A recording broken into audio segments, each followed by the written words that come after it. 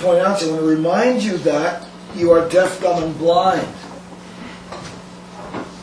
And that you do not see anything, hear anything, experience anything other than what the brain mocks up for you in a three-dimensional hallucination, as it were, tactile hallucination inside your own brain.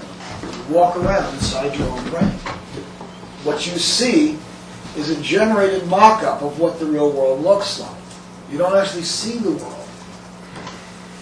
You have optical devices which bring in light patterns, translate them into electricity, which is then retranslated into essentially a laserium show inside your brain, a matrix pattern inside your brain, which generates a three-dimensional tactile hallucination around yourself that you walk around in. That's not a table. My hand is hitting the table, but I am not seeing that. I'm seeing my hand hit my table. You understand? In my room. You're in your room.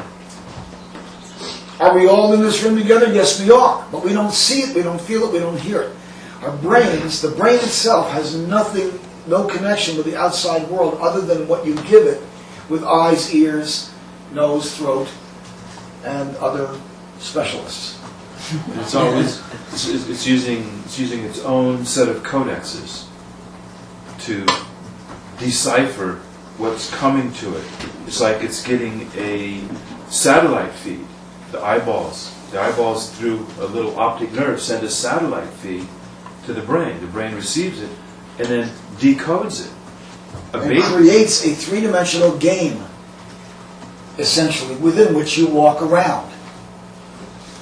It uncreates what you were just in and creates what you're going toward. There's only so many pixels to work with. It learns how to interpret. A young baby does not know when it comes to a ledge and looks down. It doesn't know that that is a down and that that's a 3-foot fall on your head and it's an alley. Yeah. It's pixels, and the pixels are flat to a baby.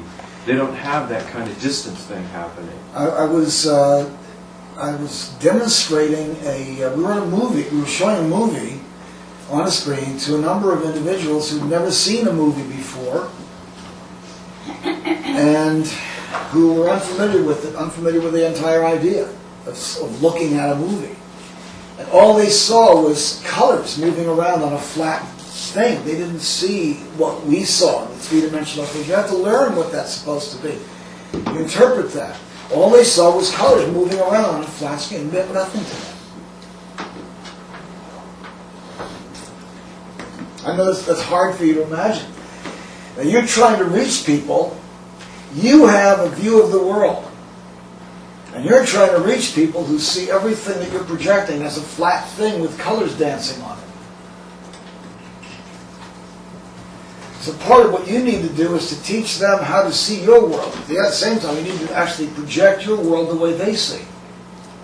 It's kind of halfway. It's a meeting ground, common ground.